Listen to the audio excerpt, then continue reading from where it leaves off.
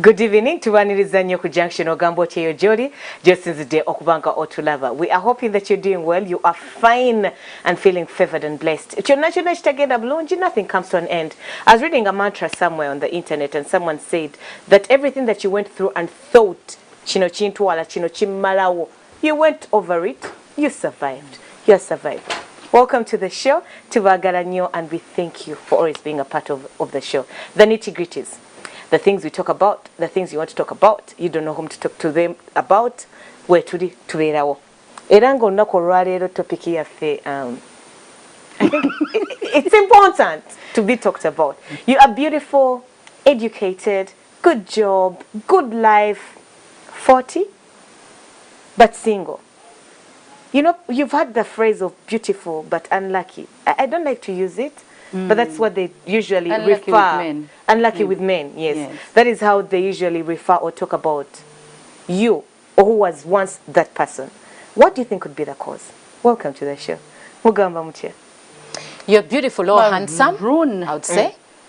Maroon you could be a woman, you could be a man. That's okay no kubumuli. For I love flowers. Maroon yabugas. She blushes, but she's always on point. Ataninze pinky, maroon. Waliwo abatabitegeera bimyaka gyaba abasukka ntisu. Abasukka ntisu era sigambye bantisu. Naye you're smart. She look good. You look beautiful. Thank you so much. Omwami akoze omulimu ayongereza kitiibwa kya Mukama naye omwami ayongereza we wali oli. Yeah, maroon is a good color, burgundy, like especially the darker maroon is burgundy. They're good, so you. Yes, I don't know. Yeah, to look young and to feel vibrant. Why did you get married young, madam? There's a time I was on a border. I was on a border sometime coming to work. I'm begging you, my bosses, not to calculate the time, but I was coming to work and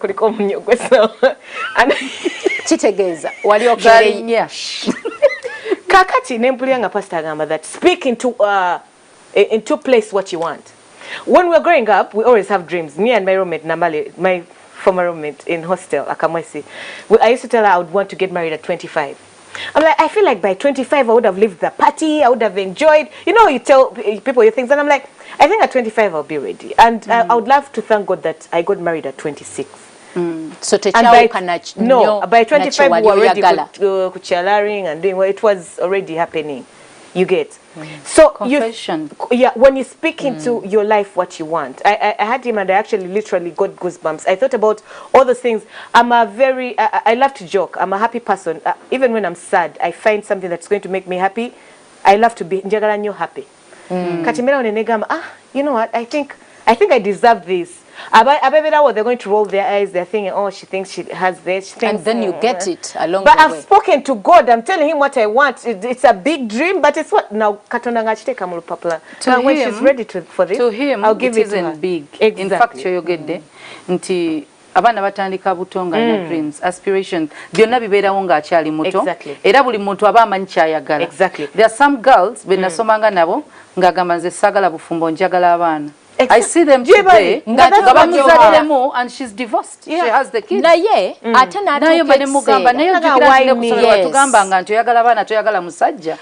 has happened in your life.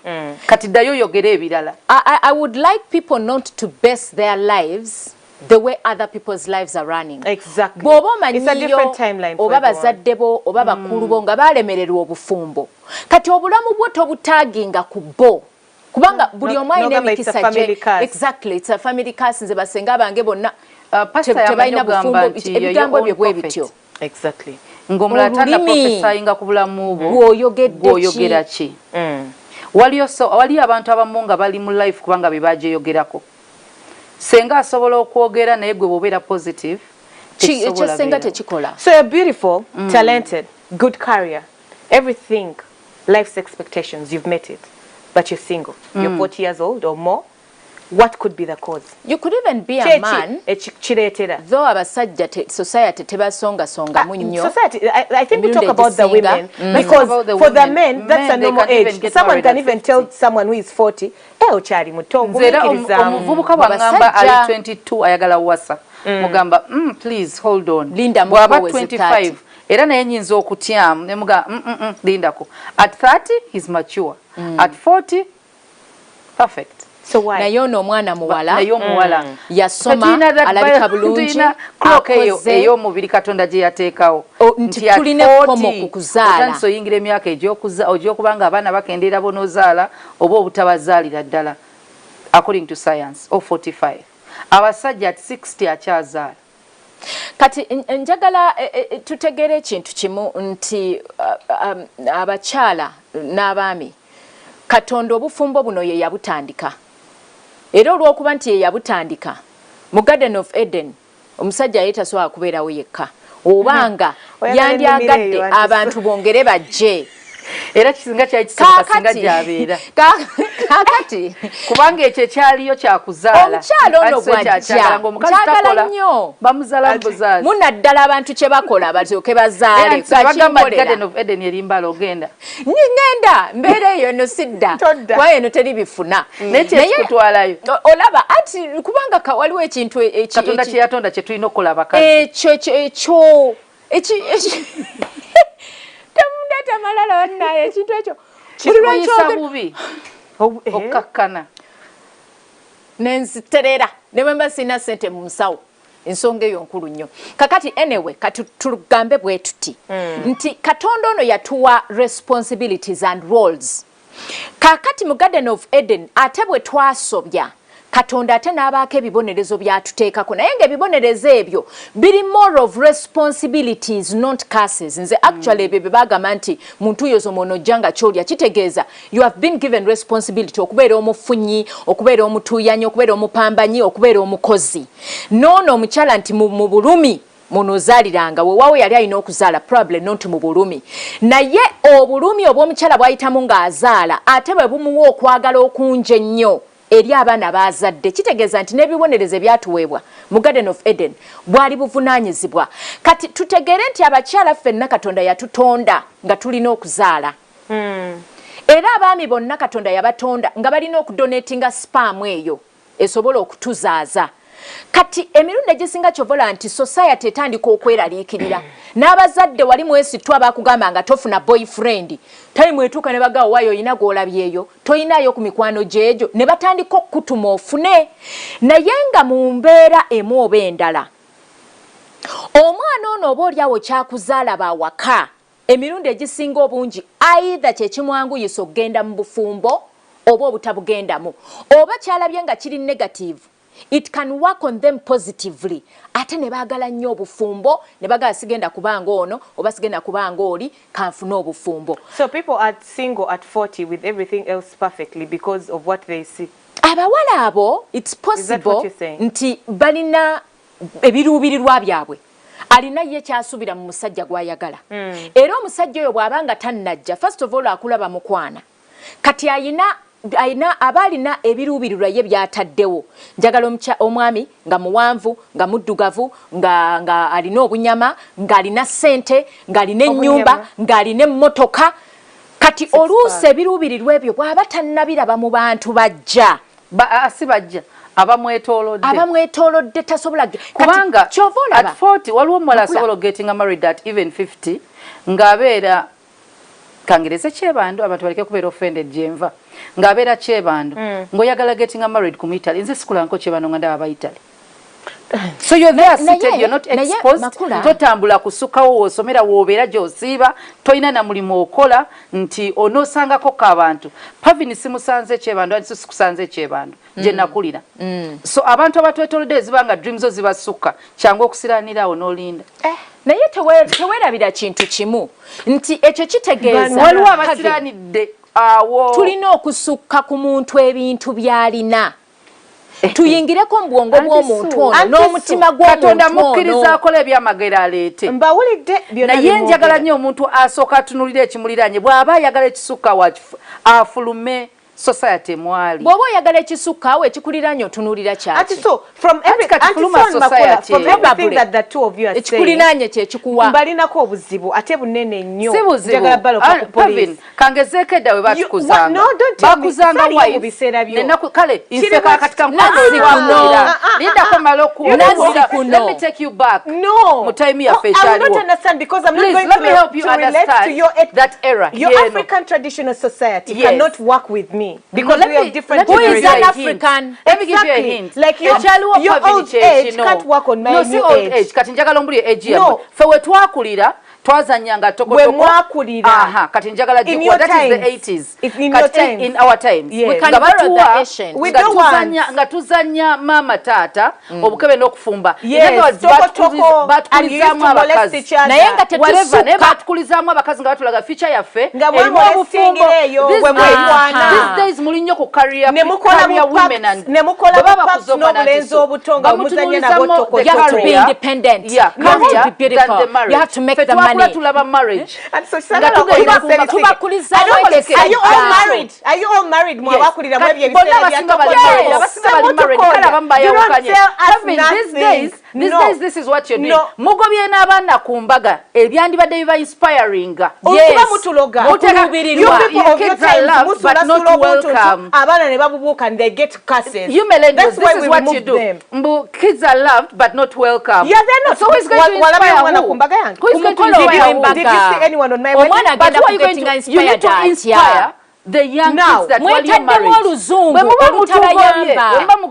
say, help me tell them to keep quiet. I need you all to keep quiet and listen. Exactly. No. What are you inspiring the kids to fall in love with? Or the marriage? You're telling us to inspire the kids on weddings, yet your marriages are poor. That is where the kids learn wedding it's a ceremony, and I know what I mean. But that's you have failed to be. You have failed to be good married people. That before you have failed to be good examples, and you're saying that if you invite them to see people wearing white gowns, it's going to be inspirational enough. Yet you, as a husband, you're beating your wife. Yet you, as a wife, you're cheating on your husband. And you think they're going to get married? Allow that you have failed to set good foundation for your children, and that is why they're not getting married. It has failed. You have failed, so the kids are not finding any inspiration. And then the other thing that I've been trying to say from the beginning, get a non-stop, is we all have different things that drive us. True. I spoke to God Nemugamba by 25. That was me. What do I gamba at 50? At 40, they're also speaking their own truths. You cannot force us to want what you want, because when you were raised in the 80s, they used to give you toko and to cook. That was you. As we used to play with PlayStation, we had iPods, we had everything that we wanted. That is our generation. Allow us to also want what we want. Okay. Don't think that what they told you that you wanted is what is only good. Give them PlayStation. People have a right to want to get married when they are ready. But Mubala said that you are not loyal. Mubala said that you are not friends. Mubala said that in marriage it's only war, bitterness, fights and betrayal, and you expect them to get married. Mutuyambe banaye mutubulire bazadde baffe mutusobedde obufumbo muganyo tulaga. So omuntu abeera at 25 and she's thinking, am I ready to be beaten by a man? Neyebuza, am I ready to be cheated on? Neyebuza, am I ready to be treated, mistreated, to be abused? Am I I'm not ready. Let me give myself 2 more years of a degree, because for a job, it catches you'll be paid. You study to get a job, and when you get it, you'll be paid.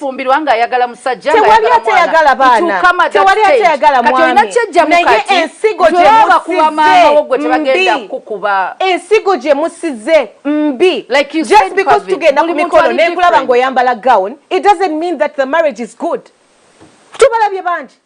Oh my God, these people just got 2 weeks ago.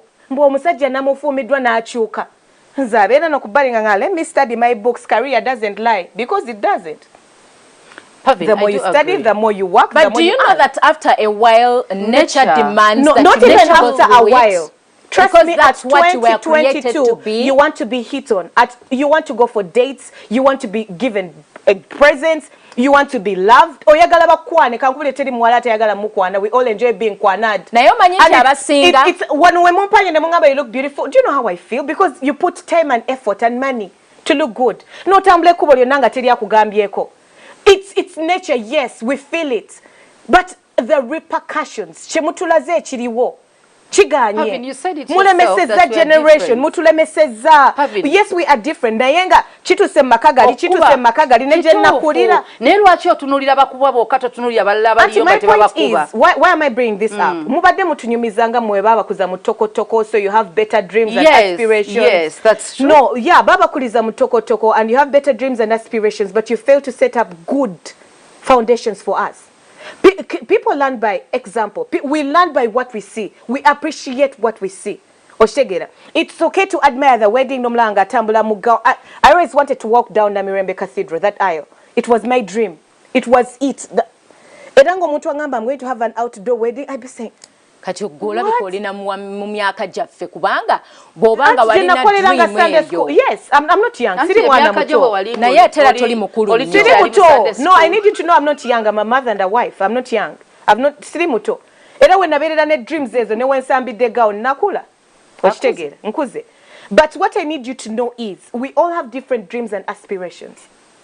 Tewali muwala akuzenga aizanyeko ne dole.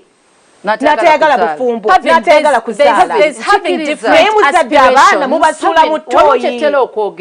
Muzadde abaana muri mu kusaba buyambi. Muzadde abaana mugamba temwina sente zibagulira amata. I would rather study and work. Get money to buy my child milk. Instead of just opening my legs to become a baby making machine. Domestic violence ina bweganya abaana abamu. So many waliwo ekirala ekizaamu oba ekinspiring abaana nja kugereza. Having degree ekifaananyi kyo ekya degree. Nature daddy china we dispensa chwebo chi inspiring azabe nnyo abagamba nti kanyende abana basinga batembeye ebintu byange kuba degree ya makula temuyambye je chiri naye ya mama ne tate ndi munju eina bwe bazamu amanyi era ngo ina nawe songa lwaki okugamba asome zakozebwe nti naye nga bakulaba okyanoonya omulimu paka kati is that true naye yasoma n'agifuna ya ndemuyambye etya kati eyinza okuba temuyambye naye tabalibwa temuyambye leero naye bejja muyamba waliwo n'abafudde ne bakutupanga tebayambye naye mubasoma bamwali omwana alabye degree n'abeera inspired is the same girl alabye mama we nga walking down the aisle of friends oba aunties n'abeera inspired and you kill that dream later on by coming nanzije waka nongama tata wangu tata watamidde Tata wande sewo you just poison because that is what you do to us. It's because we are in the society done to us. It's celebrating our happy because people, of emancipation and because of social media. All you do on plaster. Why don't we celebrate good in marriage? Omutulachi yogera kubibyoka okutisa abantu nti bakuba. No, it's because those who are happily married temwagala kwogera. Why don't you celebrate your marriages? Pavin, that's my question. Why do you only celebrate your failures? It's because why do you people who are happily married are quiet. Are we quiet? Happily married, bebogera. No, now we look at we are not quiet. But abantu aba discouraging bebali noise ennyo okusinga those who are happily married. Makula, I know you know that misery loves company. I know you know because you people who are happily married are quiet. Ate we munavayo ne mwogera tulina society etayagala abantu basanyufu. No, you don't look for this information. But no, share with the world. No, hold up. That marriage, and you know you don't. It's not about domestic violence. Mugenda ku Facebook, mugenda kunonya ku page chi eriko webasinga okuvumira. Mu postinga bishi. Omwami gundi yankoze bwati. Oyo muwo butwa, oyo mulekewo, oyo mutte. No, but who posts? Mwamu be posting. Mwamu tuswaza. No gamba ha. Olaba Pavina akoze bwati. Bwezisanga nze bambi. Omukazi nala kangene some at least mpeze yemyako omusajja tatuka kunzita businga sinna kyenekoledde. The thing is there's postponing something that is required. What is required by whom? Who set the rules? And yes, who set the rules? You have to get married. We all have different aspirations. But is everyone married? No. We all have different aspirations and dreams. Yes. But the thing is chiche to leading to those aspirations and dreams. Kubanga waliwo okubeera nga buli omu alina aspirations ze ne dreams ze ayagala bikola mu time gyali nawo. Their own timing because we all have different timings. Nature may not fit in your dreams and aspirations. As you postpone being married or giving birth, you postponed it, but problem yaka jono sala so if I don't give birth, if I don't get married, does it mean I failed? Let me be honest with you. There's a particular part of you that will always yearn you to want to do it because it is a fulfillment that God requires. So now you have become me, you're even feeling what I'm feeling. Let me tell you, I don't have to become you to know what you're feeling, but I know that you're feeling that because that's what is required. That's part of life. Okay, now. Nazi kuno muwala bwe yayisanga omukono emabega menstruation period. Nga batandika omunoonyeza omusajja emitala eri kyova olaba omukyalo ono agambye yetasobola kufumbirwa kyebando gye yakulira kitegeeza okyali ku junction tukyagendera ddala maaso era nga twebuuza 40 years old, a woman, everything else is perfect in your life apart from marriage, you are single, what could be the cause? Toval.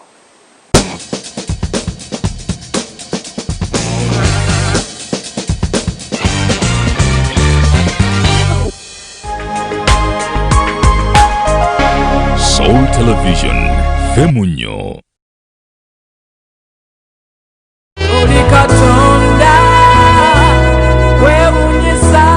Bannayuganda kamba njulire engatto za Divine okuva mu Divine UG mpangazi ziwa emirembe ate nga zisoboka. Tulina engatto mu bika eby'enjawulo ez'abaami, ez'abakyala n'ez'abaana ate nga tulina ne sandals mu style zonna. Tokkiriza kumala gambala, yambala Divine otambule Divine. Divine UG tusange Makerere Kikoni Nanfumbambi Road okulinaana emmotoka ze Kanani wezikyukira n'ekireka ku Kinnawattaka Road. Osobola n'okudownloadinga app yaffe Divine UG tukubira ku ssimu 0752 009 988 oba ku 0787 221 155.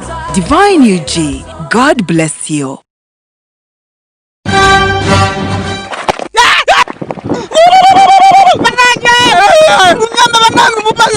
Hello? Police! Enze kayibanda banange muje munyame ngude mubatemu. Bante mugati banekede kantu. Ayo data we bakutemudewa. Ibyo muwendo byange byona babituti sawa yiri ngaruke baranza ntita kuyikwata ko bayinda konga baresemu bo. Kayibanda sente nga mwezi. Sente zona bari zituterene bandekera mukama nayamba. Buno kubuza polisi kwa nyini kati ntwala mukwe.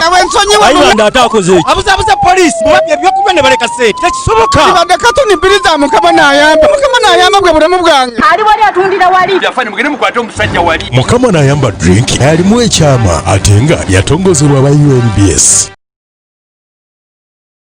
John loves football on GoTV, so he traded being a best man for being a best fan. Miriam stood her date up just for this matchup. Albert and his family had plans, but they couldn't miss this, and neither can you. Because this new football season, this is football worth watching. Get a GoTV decoder and 1 month of GoTV Max for only 89,000 shillings to get all the football action. GoTV. Live it, love it. Soul Television, Femunyo.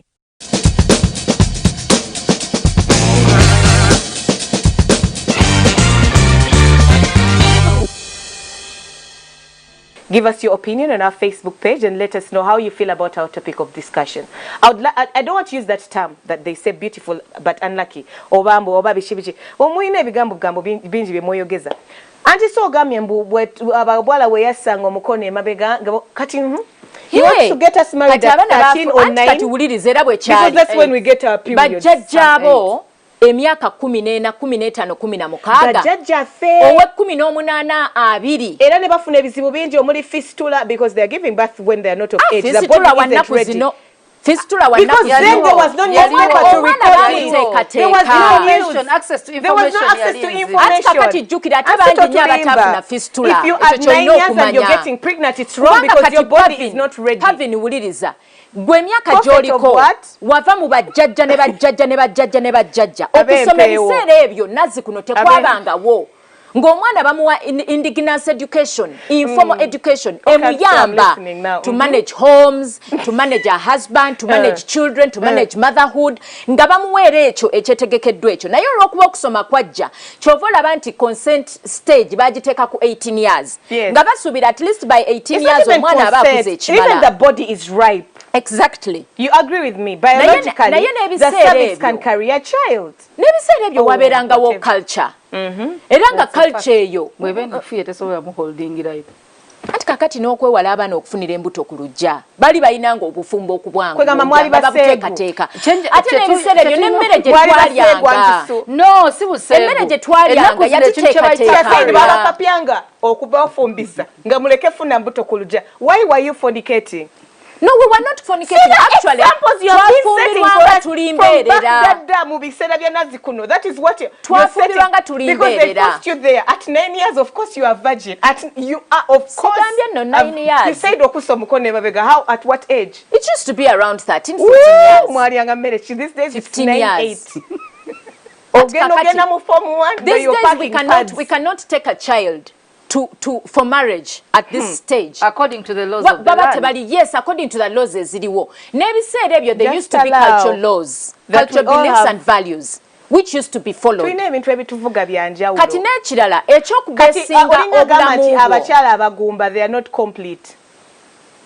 Just because toza day ate munange okibuza mukyama ombuzizza abakyala abagumba they are not complete. Okibuza mukyama agenda kugamba yes. I'll be honest with you. Katonda bw'aba yagamba mugende muzaale mwale nga yagamba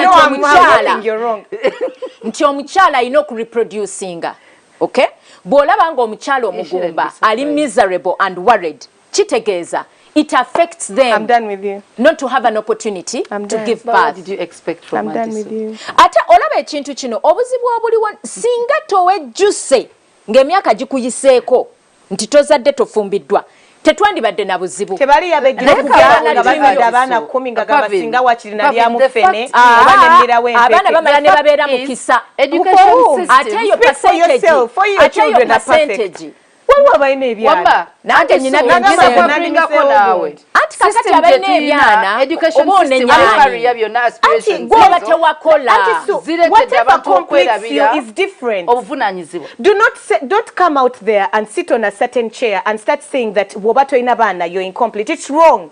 Nobody said that. Who are content. There's some people who are saying this is what I wanted in life. This was my purpose. Probably it was a calling. They will be content only for a moment. I can't be in one place. I can't raise my children. So let me just father the other children. They will be content. The fatherless. Those will be my children. They will be content. Exactly. Adoption. So biological clock. Adoption okonako kuzala. Yeah, so we shall do that. We shall do that. Biological clock has to be respected. Stop judging us because we have no biological clock. Auntie Sue. Exactly. Njagala tusukke ku byakakati tugende ko kuziba. We are just being realistic. You're causing a lot of anxiety in people. Nobody is putting any anxiety in anyone. Because I'm 50, I have no children, I'm not complete. No, your purpose in life is different from mine. Hey. Wali abantu not by choice.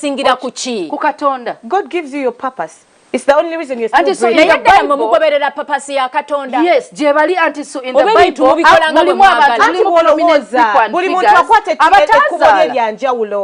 Abatazala jebali mu Bible. Now those people also have their own reasons why. Relating on your Bible. Affecting a normal life. By the way, by your thoughts, steady. You will think it's my thoughts, but it is also my experience. And your culture and your beliefs. It's my experience. Your faith, whatever, Auntie Sue. Kyolowooza tekikosa mulala. Kakati ddala Katonda yagenderera ki?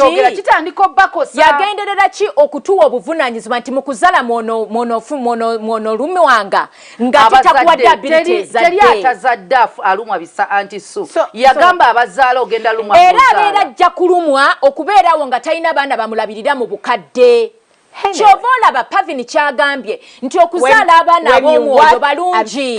You have money, you go to a nursing home, they'll look after you better than your own children. Time comes when you actually need your own blood to be beside you. But if you have failed, and if you have failed, if the time did not come, it doesn't make you a failure. And I did not even say that. Then you're not a failure. I didn't say that you have failed. You people, it's okay for you to be 40 and single. Time comes when you miss it. I didn't even say that. She said it, she actually asked a question. And you and you answered and said yes. No, I didn't say that. I keep so much track of what I say. What did you say? Nti singa omuntu ono right now dreams ze za kusoma. Okusoma kuno kuline komo. Naye waliwo ekintu ekitalina komo. No parentinga. Okitegeera. Anti agamba you can postpone school. Time emirimu gye wasomerera. There's a time for everything. I don't know that book in the Bible, but you know it. Yes, there is. Ekiseera kituuka ebitabo bye wasomerera, no retiring from work. Yes. But being a parent, you never retire even up to your grave. But that's your dream. Kati kitegeeza. That was your focus. Bw'oba tosobola kuzaala, anti omala n'okifuna. Waliwo atayagala.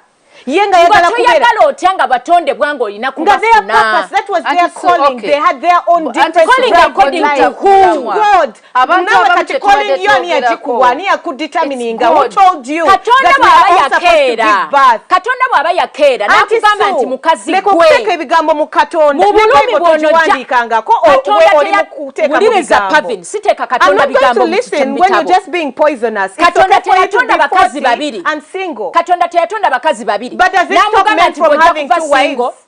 Does it stop them? He stops them. He does not want it because he created one man and one woman. Bible, do you think everyone follows it the way they should? Because they just don't follow it, but it doesn't refuse that it is the there. Bible has different interpretations. That's the way Chobola Abriseda Kugamba or because they suggest to justify your own points, which is okay. That's what you think? Which is no. That's how it is. That is how it is.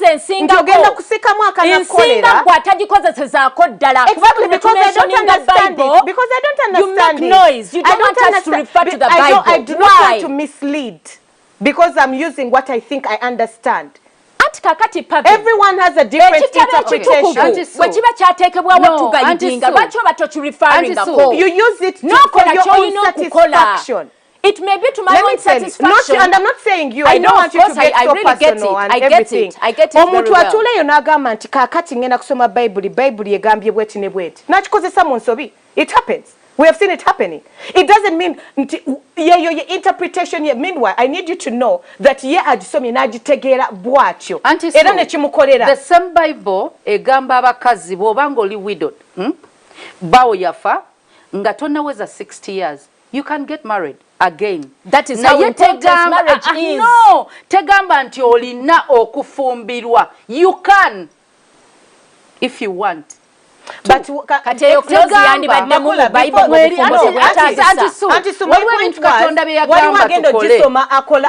Katonda byagamba tukole. Nga tabitaddeko nti bw'otakikola togenda mu ggulu. Exactly. Bwe bufumbo.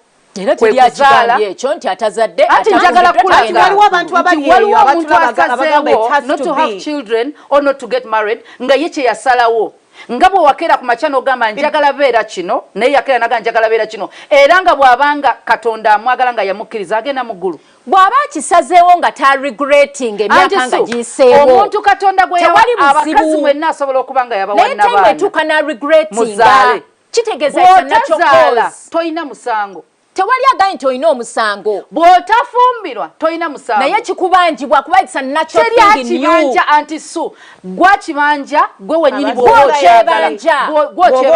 Bw'ogeza n'okikola kubanga society ekibanja. The disappointments tugenda okuba nazo abaana bagenda laba kirala mu marriage because toliyo nti oyagala. Oliyo kubanga society neraba etya. Katonda takakangako omuntu kuwasa na kufumbirwa. Bwebanga golaba you're single at 40 and that's what you want. Please go ahead. Go ahead. Omukazi n'omusajja yatugamba mugende muzaale mwale. Yali ayogera biche. Yagamba Adam bagende bajuze ensi.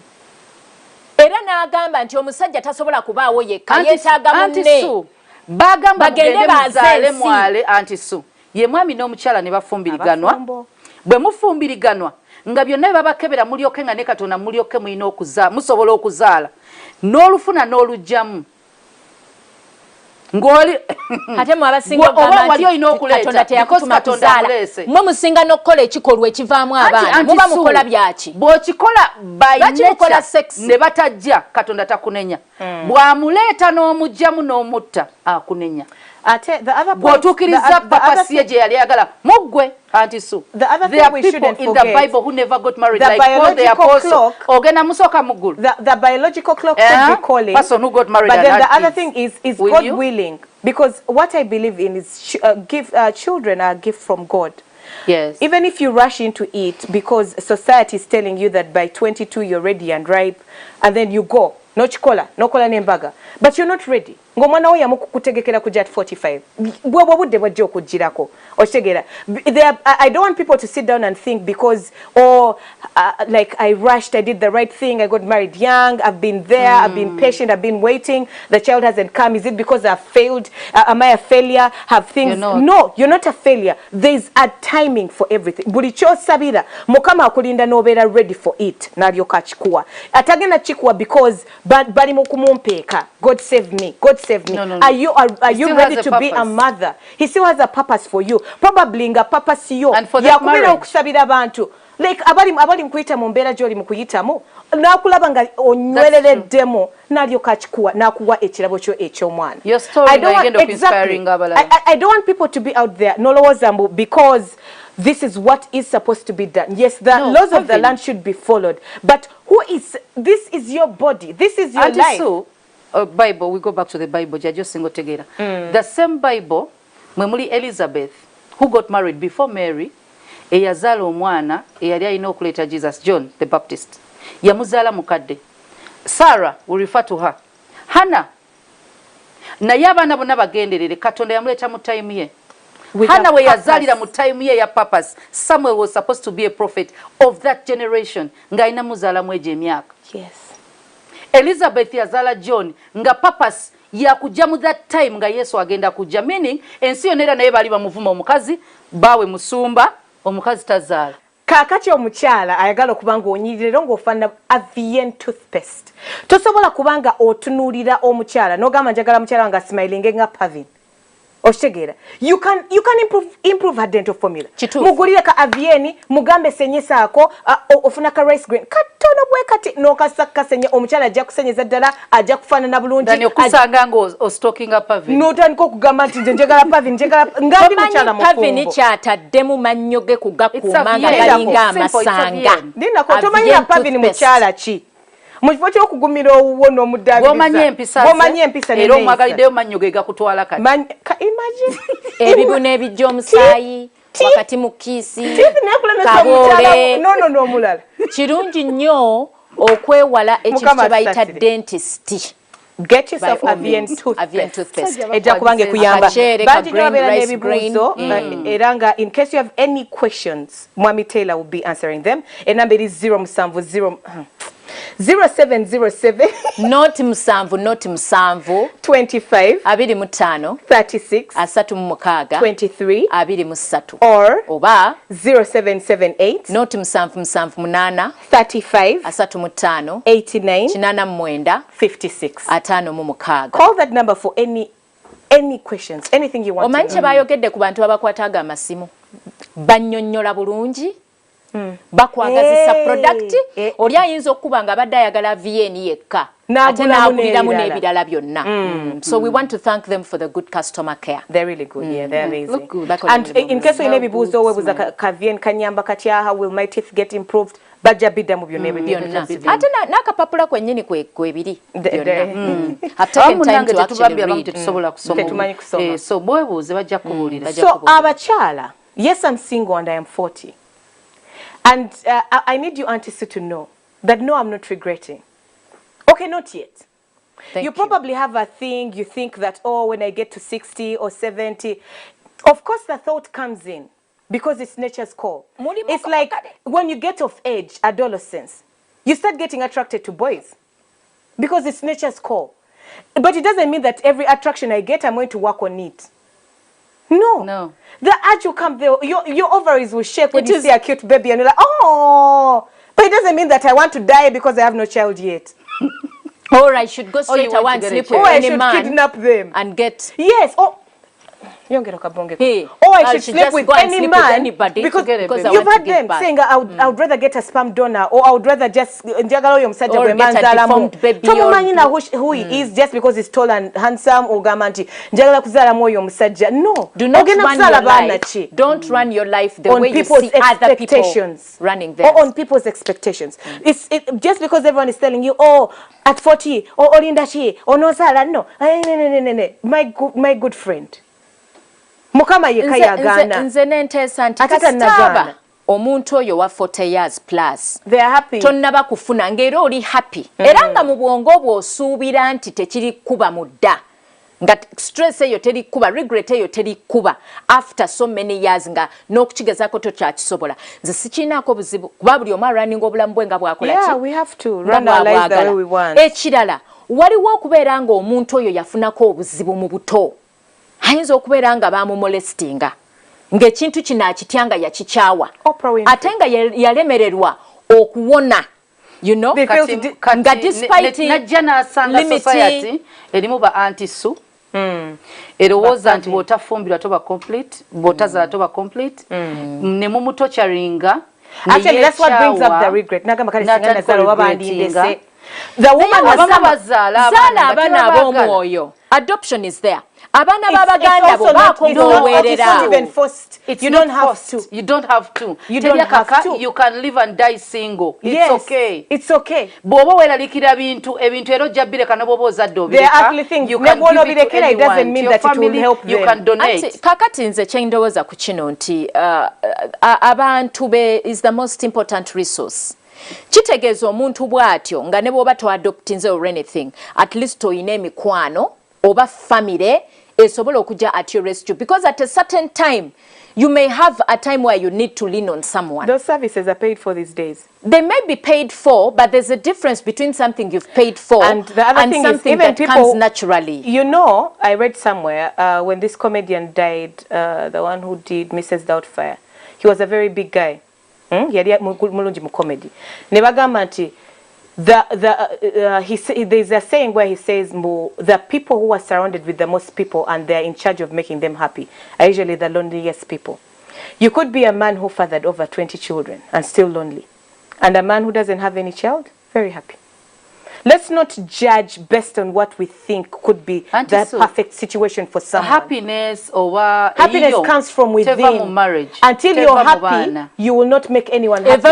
Or no one will make you happy. Waliwo mchala gwe twasanga na ine vuchi. So we're going to buy food atunda matoke. Kati ninga vuchi wano tugulawo nyonyonyo tuje tumutwalireyo kasukali. So we took a kilo of sugar.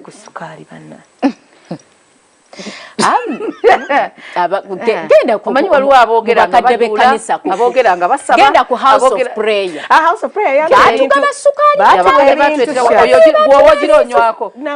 ne batuwa obukebe bwa bulubandi busatu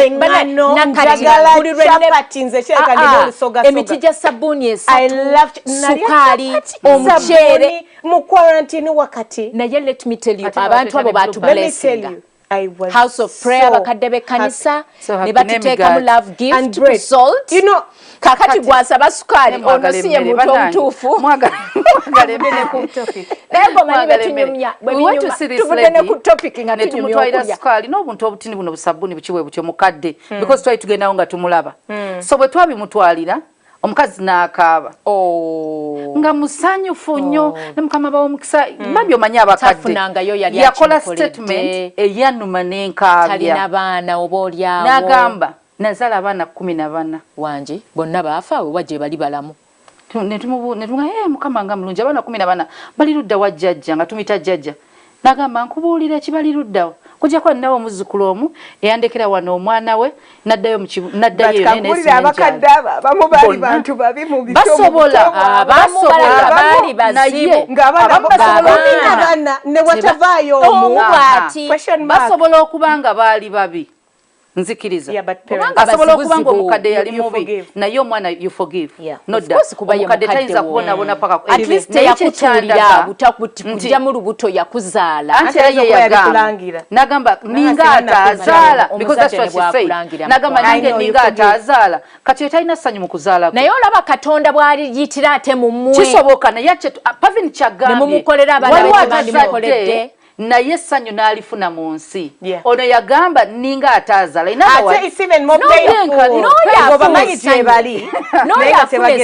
afuna essanyu alina okubanga yalisiga kati waliwo abakyala beŋŋamba kwatagana n'abantu nga tonnafumbirwa nga Katonda alina byakutaasizza nga gwabadde agenda okuwa before 40 essaawa zino ogwa yandibadde ayogerera oby obufumbo nga at 45 ogenda mufuna eseza omuto yafumbirwa wano ng'ali ku myaka nkaaga n'anyumira gawuni okyali ku junction tukyagendera ddala maaso twebuuza.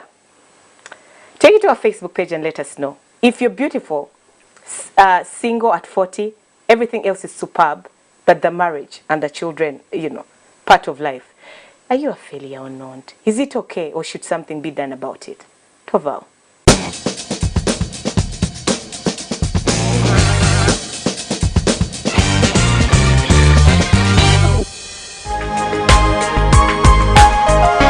Soul Television, Femunyo.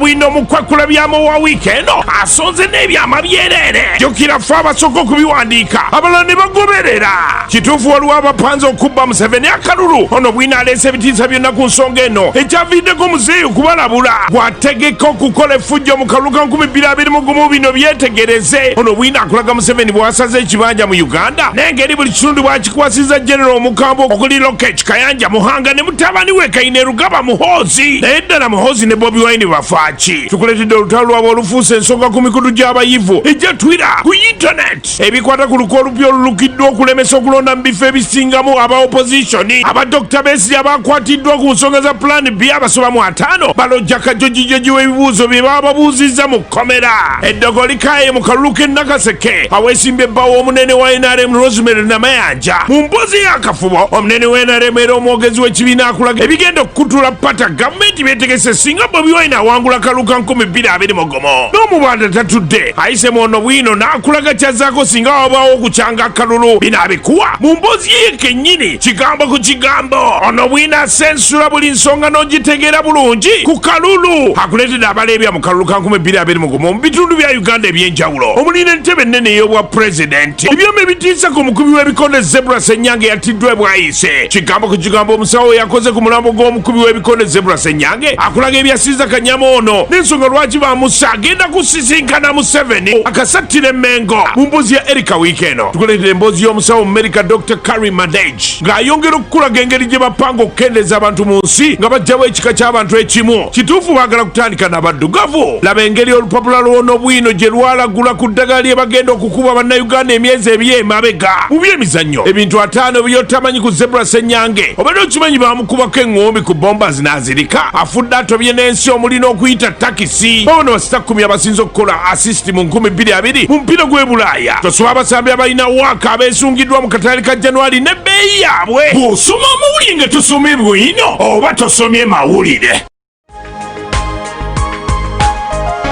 Soul Television, Femunyo.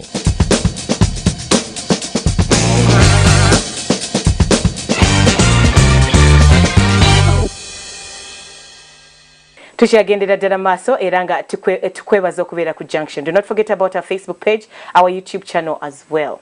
The people who are 40, ladies in particular. Gali malala. Nga emyaka gye tagibala nti gikula agibala just party. Next year I have a party, birthday party next year. Ninga tamanyi. Nga malala ge sifumbira musajja mumpi oba muwanvu. If I don't want a short man, I'm not going to marry him. It's okay. Look at this baby. Is it that only short men approach you? Oba mulimu n'abawanvu nga baavu. Then omuwanvu ajja mbadde ngira kugamba abampita baagala n'abawanvu abajja baliko obukwakulizo alina okubanga talina lubuto kweronda kweronda kiyitiridde mukwano gwange weronda gagenda na muntu abasajja abakyala abenzi nga teweetegese beba abenzi teweronda wayagala mukyala gwa kabina ne bagamba teweronda anti nze ndowooza nti tubeere ekyo ky'osaba nawe okiraba kisoboka chovala bawo wengambira oba kyosaba kyagala gwe tusuke ku bintu ebirabwako nekiyinza okubanga gwe kisanga because kyosaba kyagala gwe gwe magnet oyagala I want a hot guy if you're not a metal player ngamba makula atakwagala bwoba oyagala omusajja yakola ebyo byonna byonna you need to be a visionary woman waliwo ebintu ebimu omuntu ng'osobola omumekinga ayinza okumusajja nga mukakalukanye ng'obwongo bwe bulamu ng'afaayo ng'akulamiriza omuteekamu akasente Auntie Sue, if you're 25, ng'oli muwala nga wava n'ewammwe sukka ku physical appearance. No. Auntie Sue, bwe mba saagala musajja muwanvu simwagala. Kakati oyagala kate mutunulire obugere buyitamu mu kitanda n'omutwe guyitamu eri mukyawe mugulire engatto after like 10 years of marriage ogamire guno okusajja nga nagwo guwanvu nnyo mugulire flat try entawale nga ne bwanga muri mukubonaabona flat shake eno kuyempa mposi gamba mtu muzaleka amagulu awo mugulire engato y'ekikondo mugulire bolingo yeah there are things that you can change you can work on no what will be real and so with physical appearance because attraction is important in marriage yes egenda mugenda sigala babiri ng'akyakkuba batakyakkuba waliwo ekintu ekikolebwako kati nga make up no becoming as beautiful ezikolebwako not height Not kakati tuve ku height kubanga oyo wa height ebyetagisa byonna eby'omusajja jjudde tabirina nganniko ayinza okuba height teggwa mu jawala omuwanvu nga Pavin waliwo ebisuka ku height Pavin ayinza okuba ku basajja balala mumpi exactly ninga fetura muwanvu omuntu ayinza okubeera nga mumpi naye ng'alina byonna bye weetaaga nga gusa ensonga bw'olowooza omuwanvu yatuuka gy'olina gino ng'ate omuwanvu ye mumpi kyonoonya nsonga kati gwe twala buli kimu obuwanvu n'obumpi bugeraageranya ku ki ku busobozi bwa satisfaction twogera ku fizika eno Pavini ngayimiridde kakati akuyamba kinga muwanvu akomeeri naye nga talina kyayagala my children will be told my American heights what when kyayagala awagambira tusuke ojja kutuuka ng'eno tebakumatiza olw'okuba wanoonya height era onoonya akumatiza. Let me tell you, once you're attracted to the person it doesn't matter the size and you teach them how to make you happy. Those things are teachable. Actually those are things you can teach. There are things we can work on. Ebyo by'omusajja okugamba nti nawe weeyolesemu ofaanane makula ani omusajja nkakubeera n'ekiwato kyo ngenda kijja I remove my ribs. You let's be realistic. Physical things are very personal. Abasajja bangi ng'ayagala omukyala wa brown. Sente tuzikola kuteeka ku sente musobola zikola anti su. Sente zikolebwa. Awo we ngambira abalabi baffe basukke ku appearance. Nenda tosukka. Bw'oba oyagala wa kiwato twala anti su oba the like. Omusuubira okubeera ne waistline. Anti su ajja kufuna olubuto ekiwato era kiggwewo. Waliwo ebintu eby'obuwangaazi ebisukka ku just appearance. Yabeerako nakyo muleka twale kwabanga mukyala talina kabina omukyala waba talina kabina naye nga mukkakkamu ng'ali mu ssa by'oyagala agenda kwana abakabina obubina bafuna bufunye bakola bukole ebintu bye tugamba ebimu omuntu byalina okubeera nga li realistic waliwo ebintu bye tusaba kyosobola anti su waliwo kinawe kyolaba oli wano ogamba olina emyaka 35 olina emyaka 4 oyagala fumbirwa mwana wa president wa Uganda ng'aliko omwana muto kuggwe kitegeeza olinda ajja ajja ayinza okujja nga omwana yakumirira ogenda kaddiwa ekyo tekiri ngamba tulekerawo okuteekawo obusongasonga obutulemesa tinze kati ninze muwanvu nga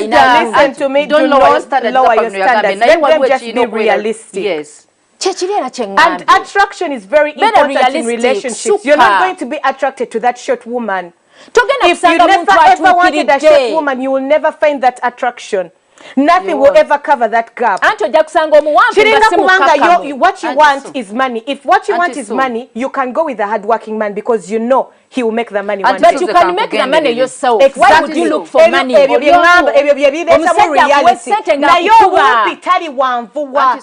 Obuwanvu tali yimpower obunene wali abasajja abatatambula na bakazi baabwe nga babaswaza mu appearance nga settlinga for that not because it's what he wanted. Waliwo abantu abamugamba nga anti su nti asobola okubanga muwanvu obanga mumpi naye nga mukozi wa mirimu. kasita kufaako naye ng'amufiirako waka mu bantu tamwagalayo kiki ekiri mu buwanvu si buwanvu tugambye physical appearance bw'aba mukazi ng'oli musajja ng'omusajja oyagala wa hips totwala namono nedda omusajja ng'ayagala omukazi wa hips totwala namono atuuka eri omugambe genda ogeze hips naye omanyi nti hips zigejja naturally time yazo ejja tujja bifuulira nga tuze mu session but as per now take the person you're attracted to. Anti kati attraction eyo okimanyi ti attraction eyo evaawo ng'omuntu oyo gw'otutte talina mpisa anti byonna tubitunulire ku attraction list ebeera mu God fearing ebeeramu empisa but even height if it's short you want take short if it's far you want togenda kusanga byonna 10 ng'abirina era waliwo by'ocompromising ng'amba compromising physical appearance because it will never improve anti so kakuzeyo no njagala kuzaayo anti so oyogera nnyo ofokasinga nnyoke bintu byoyogerako mu marriage nti abantu balina okubanga basobola okuba sexually satisfying each other toyinza denying no sex for long anti so ebintu ebimu ebiretedde abasajja okutaba na libido oba bakazi is the attraction physical attraction weyatuukira okujja gy'oli olina okuba nti olina waliyo eyamukaka marriage physical attraction is important. Omusajja wo batokyamukuba byetulwanako. Those are some of the things we are telling you. Yensonga lwaki tuteekako ka makeup. Okay, now for the women, those are the things we are telling you. But if you're 40 and single, work on yourself. You're going to find the person will find you. Jebali, but be realistic. Do not despair. Be realistic. Look for that person. Make yourself available. Yes, the career is important, but also you need a companion. It doesn't have to be for children. The theoretical pressure and biological clock is ticking, but for companion. You don't want to die alone. You need a friend. Get different reasons as to why you want to do this. Me, I know someone personally who is 40, but her fear is the whole sexual practice. Yeah. Or I'm abusing or something like that. Ngaina bad experience. So, yes, Jebali. No mutulu English French is doing everything well. I fear that. Wali abawala bali singa at 40. Nga sako zaabwe. Abantu kangeze kale abantu abamuli okumpi abandi muwasiza. Bonna yebaka nabo. Yeah. Anti kati agendeko ebunayira kyekiri kye wagambe ve ekyebando ogendeko emengo bonna abasajja bebaka nabo tosuubira waliwo agenda okuwasa anti kati era siri ku basolti bokka that waliwo abantu abasobola okuleetaako zaabwe ziri awo but ne bamala babakuba embaga temutukooya biyu naye ate kaakati era mu abo mulina okuba mulimu omusajja eyasukka ku mubiri gwo nga takumanyi waliwo n'akumanyi naye ng'agamba what she did to me it is okay. I am taking her. Olaba bana balaba etolodde be banyumya. Wali omusajja nga ali principled. Tayagala kutuka kumbaga nga buli ali mu kidaala akumanyi. Then you don't love me. You society je tuogerako. You don't have a past. Let me tell you. You don't. So you are virgin, Mr. Man. Not every day. Mr. Man. Pavin. You are a virgin. Right now ni nazabeti. Era buli atunulira amanya the act that caused the child. Anti kankubulire it's human. You messed up. You're turning a new leaf. You turning a new leaf. It was a time of my life. It was in my 20s. And I messed up. Now I'm sorry and I'm ready to step I messed up. Na ino muzimu gugenze. Now I'm ready. I'm ready. Yupo mutulekeko. Amazima egaali eziba zikozeeko zibeera ngumu. N'eggaali ebatekozeeko ebeera nnungi. Awo show enjigalidde. Obadde ku Junction. Tubagala nnyo. We thank you and appreciate you so much. Take it to our Facebook page and give us what your opinion is. Until next time, Kumunyo Tovao. Bye-bye.